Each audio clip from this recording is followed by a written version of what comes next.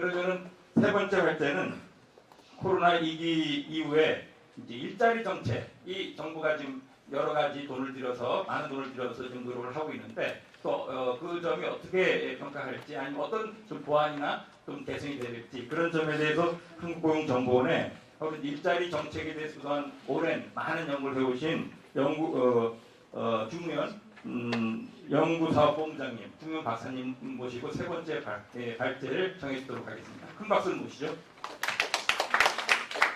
주 박사님 발제까지 듣고 그리고 앞에 오늘 출연진들이 단상에 올라와서 토론과 그리고 플로어 토론까지 진행하겠습니다. 그럼 세 번째 발제까지. 네, 안녕하십니까. 중의원입니다.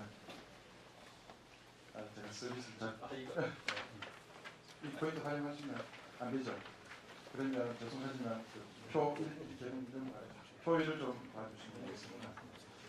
제가 정부가 지금 하고 있는 일자리 사업 수를 개수를 세면 아마 여러분들 곤란할 정도이라서 일일이 다 소개할 수가 없습니다. 한 170여 개 정도 되고요. 그 내부 세부 사업까지 하면 제가 볼 때 한 1000개 가까이도 세분되고 볼 수 있기 때문에 그런 것을 다 보여주고 일자리 정책을 논한다는 것은 지금 현실적으로 의미가 없습니다. 때문에 큰 흐름과 방향에서 정부의 예산의 흐름을 보면 정책이 어떻게 변화해 왔는지를 알 수가 있습니다. 여기 표 1에 나와 있는 것을 보여드리면 우선에 2011년부터 19년까지 이게 결산 예산 기준입니다.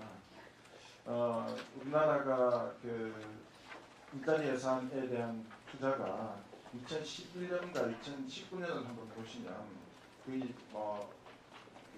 이거는 OECD에 보고되는 사항은 아닙니다만 현실적으로 보면 저희들이 추산하는 데로 보면 GDP 대비 한 1.2%입니다. 10여 년 전과 비교해서 한 2배 정도 일자리 예산 규모가 증가되었다고 볼 수가 있습니다. 그리고 여러분들이 궁금해하시는 최근 3년간 정도만 보더라도 약 일자리 예산이 5조 원 정도 들어가고 있고요. 전체 예산의 총 예산이 GDP 대비 증가하는 비중과는 더딘 속도인 것은 보일지 모르겠습니다만 현재 저희들이 일자리 예산이 들어가고 있는 숫자의 증가 속도를 보면 조만간 OECD 평균 수준에 근접할 수 있을 것이라는 것을 저희들이 지금 보고 있는 현재의 생각입니다. 표 2를 한번 그 다음 표 보여주시죠. 예. 여기 보시면 그런데 우리나라 일자리 정책에 있어서의 큰 특징 아니면 큰 부문 이런 것을 볼 수가 있는데 한번 봐주시죠. 앞쪽에 나와 있는 표를 표를 좀 올려주시죠. 예. 여기 보면 아마 이번 정부가 코로나 사태 이후에 일자리 정책을 발표했는데 보면 직접 일자리 사업 그러니까 아까 우리 김유선 이사장님은 뉴딜 정책 일자리 이런 말씀하시긴 했습니다만 사실은 꼼꼼히 따지면 직접 일자리 사업인 것이죠.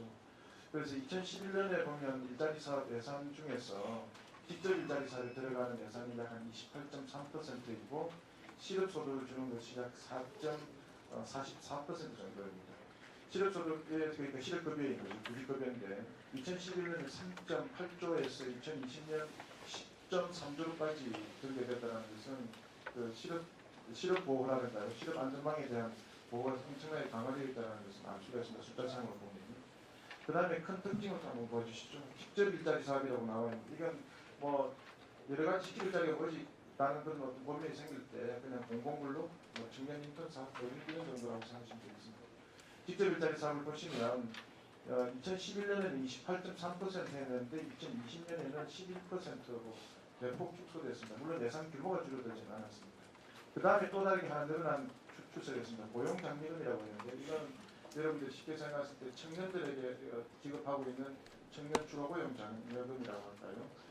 지금 정부 들어서서 청년들에게 청년 3사업에 투자했던 돈의 증대를 보여줍니다. 그것이 2018년에서 2020년까지 한 3년 동안에 보면 거의 10년 전과 비교하면 거의 5배 가까이 늘어났다고 볼 수 있습니다. 그래서 여기서 큰 흐름의 변화를 볼 수가 있습니다.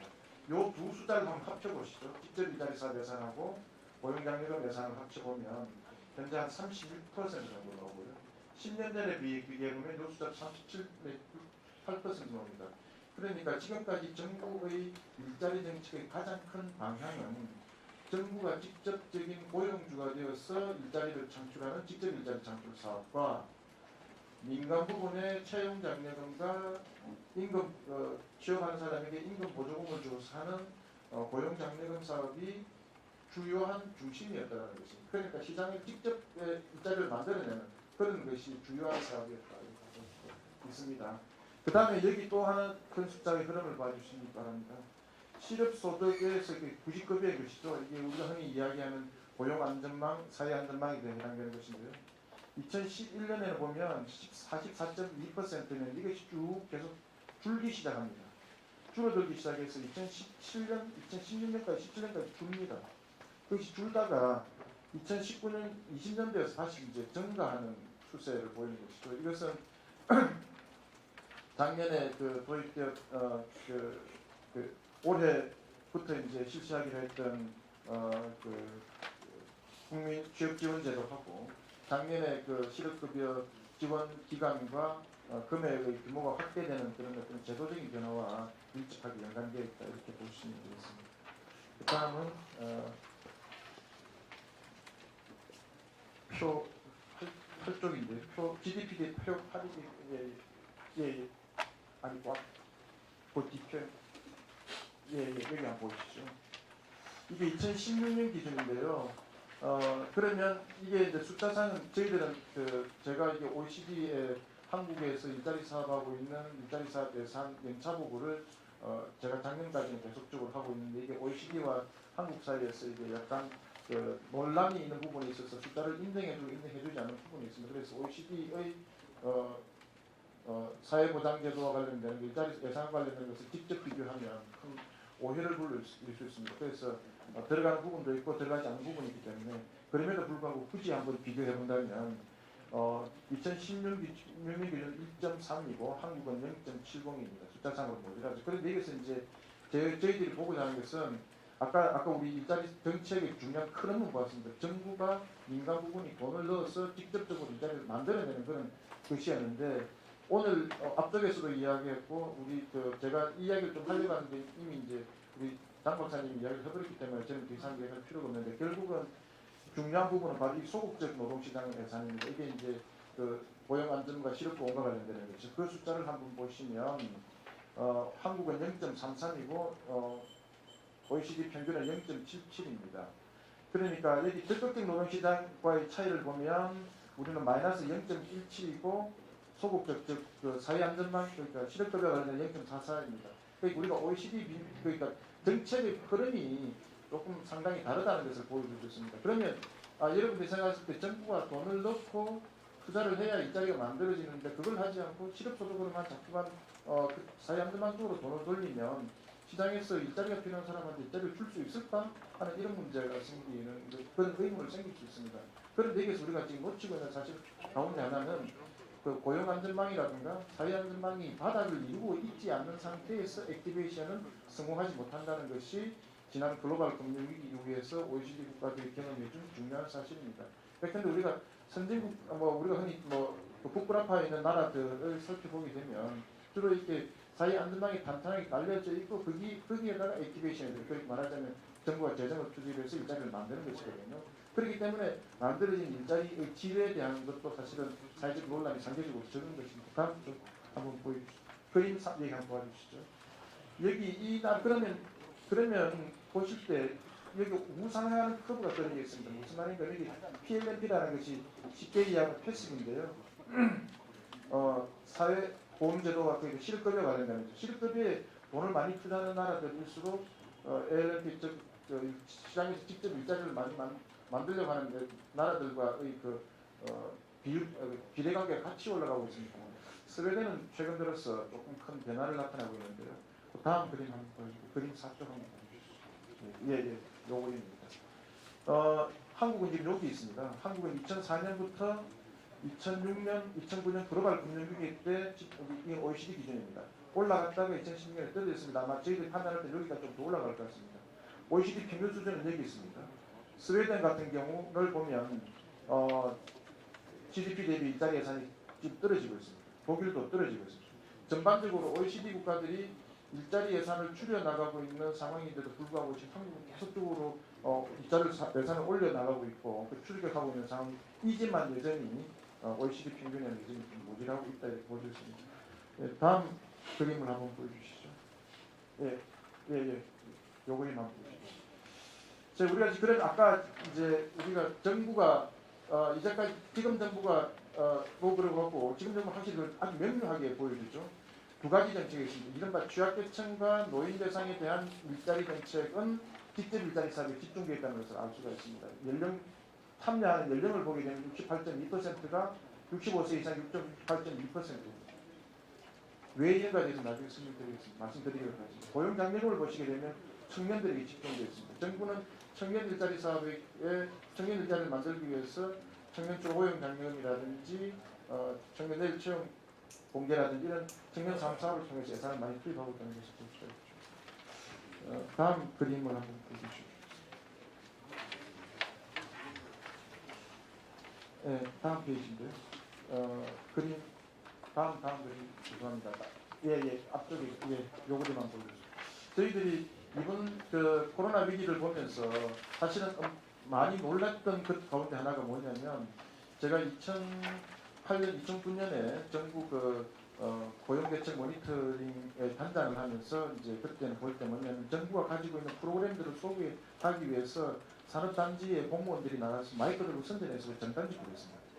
전단지 뿌리고 참여해달라고 요구를 했는데 요즘은 언론에 보도만 딱 되는 순간 그러니까 고용유지지원금을 확대하겠다는 말만 뜨면 SNS와 포털 사이트에 고용유지지원금 관련 검색어가 막 엄청나게 올라오고 그리고 그 뉴스가 나가고 난 그 다음날 고용센터나 고용청에다가 지원하는 신청 건수가 10,000건 이상으로 폭증합니다. 그러니까 이것은 무슨 말하는가 하면 지난 10년 전과 비교해보면 일자리 정책과 관련되어서는 상당히 제도화되었고 제도화되어 있는 그 혜택 아까 우리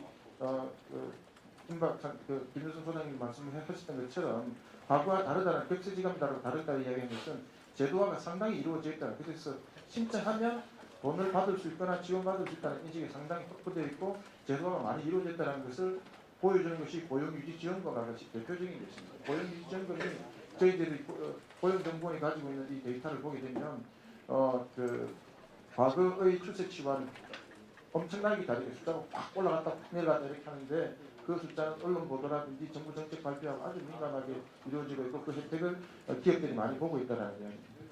그 다음에 이건 뭐 넘어가겠습니다. 그 다음 표를 한번 보여주실까요? 여기 한번 보여주시죠.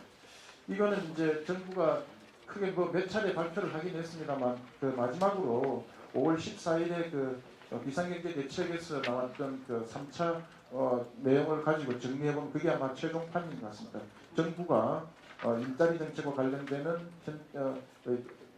정책의 방향을 크게 보여주었던 것인데요. 이것을 제가 자료를 보면서 정리했던 것이 여기 표 10에 나와 있습니다.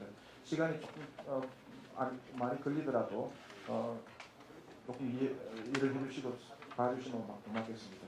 기존의 직접 일자리 사업이 원래 계획되어 있었던 가운데 선발되어 있는 사람이 77만 명이었습니다. 그런데 이게 77만 명인데 약 40만 명 정도가 일자리 사업에 코로나 때문에 참여하지 못했습니다. 저희들이 일자리 사업에 참여하는 실적들을 비교해보면 전년도 대비 참여 실적이 확 떨어집니다. 왜냐하면 코로나로 인해서 외부 활동을 하지 못하고 대면 접촉이 이루어지기 때문에 일자리 사업 집행 자체가 이루어지지 못한 상황입니다. 이것은 나중에 우리가 이야기해야 될 직업훈련과도 엄청나게 관련되어 있습니다. 흔히 이야기가 되었으니까 다시 말씀드리겠습니다만 직업훈련은 실업자가 선택할 수 있는 두 가지 선택지가 있습니다. 하나는 빨리 취업하거나 내가 직업훈련을 통해서 인적 자원을 개발해서 더 좋은 일자리를 옮기고 싶어하는 그런 생각을 가지게 되는 직업훈련이고 그래서 고용 위기 시에는 실업이 늘어날 시기에는 직업훈련을 선택하는 경우가 일반적입니다. 서양적으로 하고요. 그런데 이번 기회를 보면 직업훈련이 그렇게 큰 힘을 발휘해 기회비용이 떨어졌음에도 불구하고 직업훈련을 하지 못해서 왜냐? 코로나로 인해서 집적용을 하지 못했기 때문에 그렇습니다. 그러니까 물론 여기에는 알려지는 또 다른 하나의 바탕이 있습니다. 직업훈련의 질이 좋으냐, 과연 나에게 더 좋은 일자리를 가져다 줄 수 있느냐에 대한 질문도 있기도 합니다만 어쨌든 기존 일자리 사업이 집행을 하지 못한 부분이 16만 7천 명이 있고요. 그 예산이 2조 9천억입니다.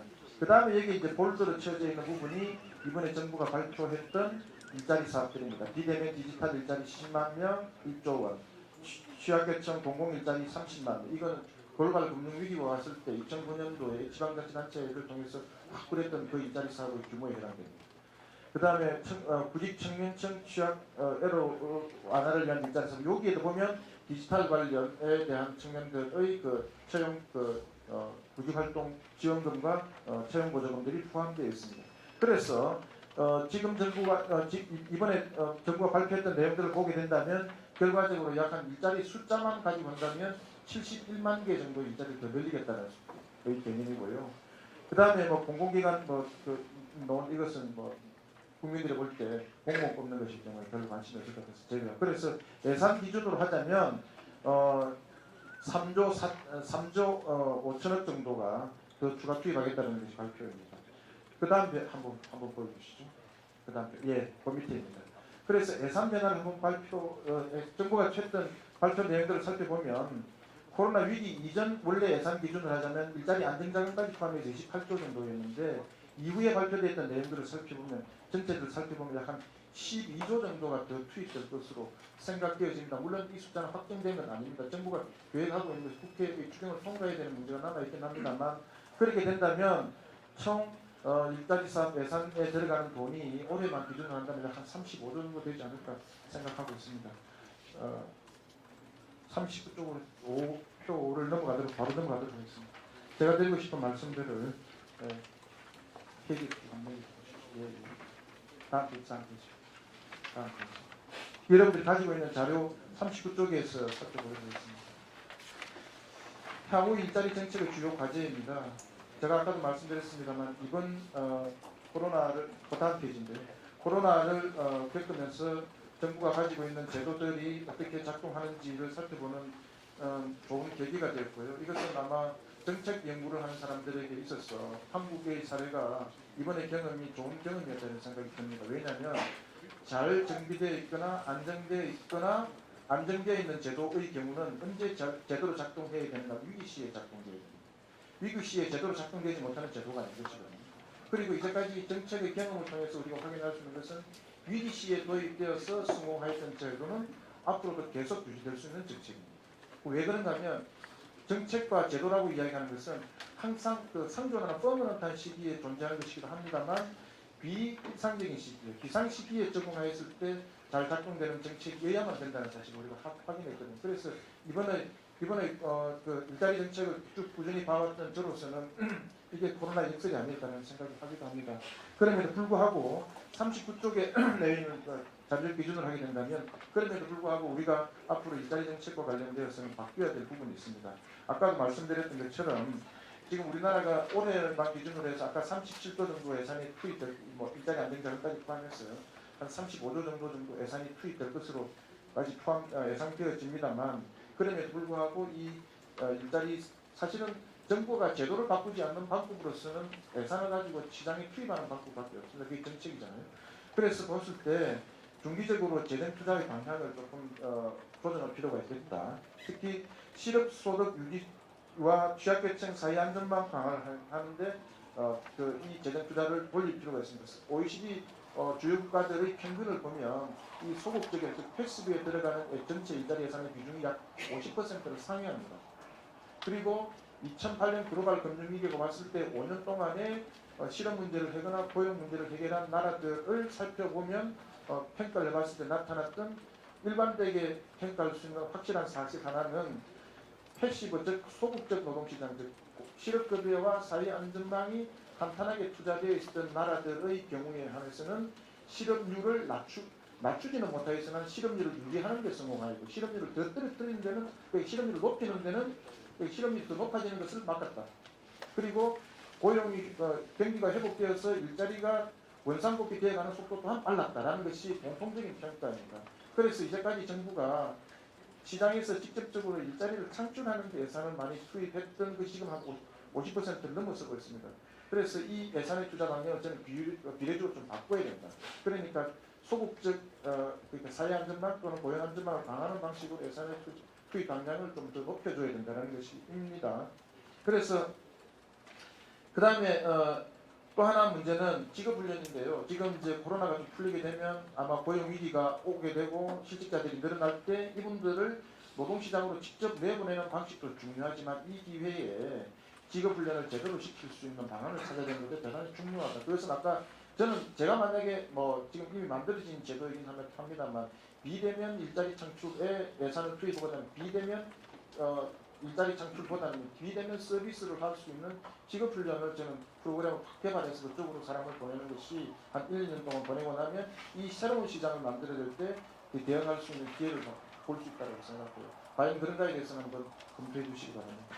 그 다음에 평가 3은 39쪽입니다.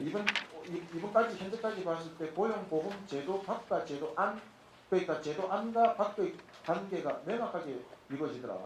고용보험 제도 안에 있었던 사람들 혹은 기업들, 실업자의 경우에는 뭐 미약하나마 그나마 제도의 그 제도권으로 포섭되고 끌어들어오는 데 가능했지만 여전히 고용보험 제도 밖에 있던 사람들을 끌어들이는 데 대한 문제는 취약하더라.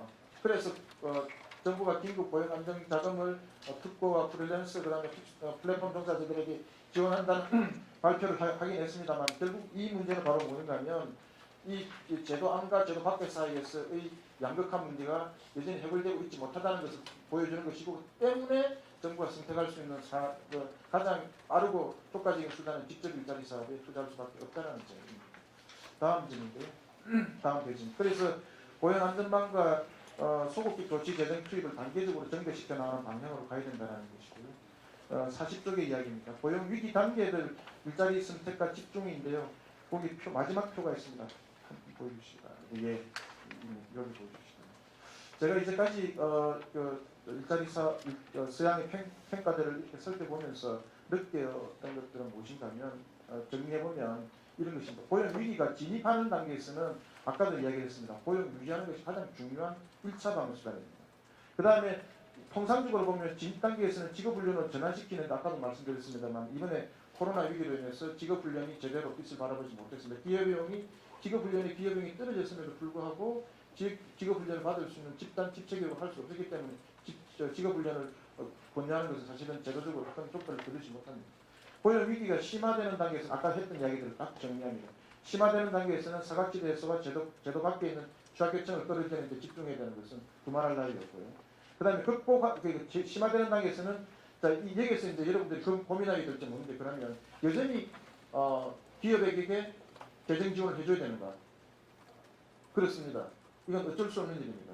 이제까지 글로벌 금융위기 때의 미국의 사례들을 살펴보면 이것입니다. 고용 위기가 심화되는 데는 일자리 자체가 없습니다. 그러면 일자리를 만들기 위해서는 정부가 고용주가 되거나 기업주가 일자리를 만들어내야 되는데 그럴 때는 고용주에게 기업주에게 채용보조금을 줘야 됩니다. 그래서 일자리를 만들어서 그 기업으로 끌어들일 수 있는 제도를 만들어야 됩니다. 그러면 이런 제도를 계속적으로 활용해야 그렇지는 않습니다. 고용이 극복되고 회복되는 국면에서는 기업들에게 돈을 주는 것은 손해보는 장사입니다. 사준 손실이 생기고 모랄 해저도 생깁니다. 그럴 때는 노동력 공급을 하려고 준비되어 있는 실업자들에게 임금 보조금을 줘야 됩니다. 그래야 노동시장에 들어가. 그러니까 노동시장에 들어가면 더 임금을 얼마만큼 더 보조해 줄게. 그래서 이 정책 계산을 바꾸어 줘야 됩니다. 그러니까 고용 위기가 진입하고 심화될 때까지는 우리는 어쩔 수 없이 붙들고 있어야 되는 것이 기업입니다. 고용주입니다. 그래야 그 사람들이 고용을 유지하고 일자리를 만들어낼 수밖에 없고 이 국민이 지나는 단계에서는 채용보조금 대신에 임금보조금을 줘야 되고 그 밑에 바닥에 깔려지는 것은 아까도 말씀드렸던 것처럼 저 바닥이 계속적으로 깔려지는 건 실업소득과 관련된 문제입니다. 다음 쪽 41쪽인데요. 이건 사회적 공감고 직접 일자리 사업에 대한 편견과 오해를 극복해야 된다 이런 이야기도 말씀드렸습니다. 네. 직접 일자리 사업은 사실 우리나라 만든 건 아니죠. 80년대, 90년대 OECD 국가들도 많이 했습니다. 많이 했고 많이 실패했고 지금은 하지 않죠. 그 다음에 이것은 두 가지 효과가 있습니다. 하나는 취약계층에게 소득을 보전해주는 효과가 있고요. 노동시장에서 일자리를 만드는 효과입니다. 말하자면 두 마리의 토끼를 동시에 잡는 방식이죠. 자, 그런데 아까도 제가 말씀드렸습니다. 우리 장지현 박사님도 발표 잘 해주셨고요. 우리가 이번까지 살펴보면서 고용보험 제도 밖과 제도 안 사이의 구분이 명확해졌다는 거예요. 그럼 밖에 있는 사람들을 어떻게 현재의 상황에서 버틸도록 해줄 수 있겠는가 하는 문제입니다. 긴급 고용 안정자금의 경우에는 특고와 프리랜서 또 그다음에 플랫폼 종사자들에게 일시적으로 지원했습니다. 그 밖에 있는 사람들은 또 어떻게 할 것인가? 그럴 때는 방법이 없습니다. 결국은 직접 일자리 사업으로 이분들을 끌어들여야 되는 것입니다. 자, 그러면 다른 학자들의 입장, 전문가들의 입장이라고 언론들의 입장에서는 이렇게 하는 것이죠. 아니 직접 일자리 사업 해가지고 한시적으로 하는 질 나쁜 일자리 사업을 왜 어떻게 해? 답은 분명하잖아요. 사회안전망으로 끌어들여서 그분들이 일하지 않고 다음을 준비할 수 있도록 만들어줄 수 있도록 할 것이냐는 데에 대한 사회적 동의가 전제되지 않은 상태에서 위기 국면에서 정부가 취할 수 있는 사실은 불가피한 선택이라는 게 직접 일자리밖에 없는 것입니다. 때문에 현재 진행되고 있는 직접 일자리 사업에 대한 평가는 한편에서의 냉혹함이 있지만 또 다른 한편에서는 불가피한 점도 있다는 점을 강조할 필요가 있겠습니다. 이런 정도만 이야기 드리고 마지막으로 시간이 많이 됐기 때문에 한두 가지만 말씀드리고 마치도록 하겠습니다. 자료집 42쪽 5번인데 이번에 이제 청년 6.1 사업인데요. 사실 저는 조금 좀 냉정하게 이것을 살펴봤습니다. 자료집 42쪽인데요.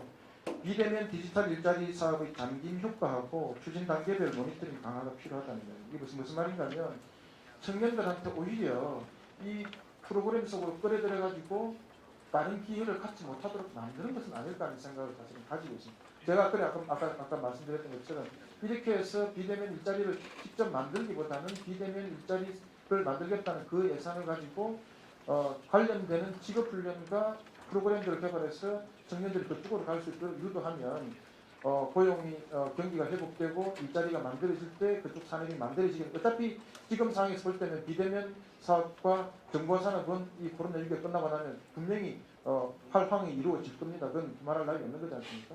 그쪽으로 보낼 때 인력이 부족할 텐데 그 인력을 여기서 만들어서 직업훈련시켜서 보낼 수 있는 대안은 없을까라는 생각을 해봤는데 저는 이렇게 해서 오히려 이렇게 단기적인 일자리를 만들어서 거기서 장기무로 빠져나가지 못할수록 제도적으로 빠져나가지 못할수록 할 수도 있지 않겠냐는 생각이 들기도 하고요. 그런 측면에서 조금 더 많은 생각을 정리해볼 필요가 있다는 생각이 들고 또 마지막으로 청년 뉴딜 일자리 사업의 경우에는 기존의 청년 일자리 사업들이 있습니다. 3사업이 있거든요. 들어가는 예산이 한 4조 원 정도 되는데 이 사업들에 밀려서 제대로 빛을 발하지 못할 가능성도 없지 않아 있다.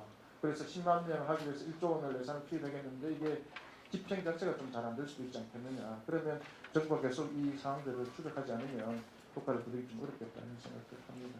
그래서 제가 가장 크게 말씀드리고 싶은 것은 어차피 우리가 이제 OECD 수준으로 일자리 사업에 대한 재정 지출이 이루어지고 있다면 이것을 비율적으로 조정하면서 조정할 필요가 있다는 점들에 대한 논의가 이루어지면 자연스럽게 저는 아까 이야기했던 국민 고용보험제도, 그 다음에 국민 취업지원제도, 실업부자 같은 논의로 전환하는 게 조금 연한주가 되지 않을까 싶은 생각이 듭니다. 감사합니다.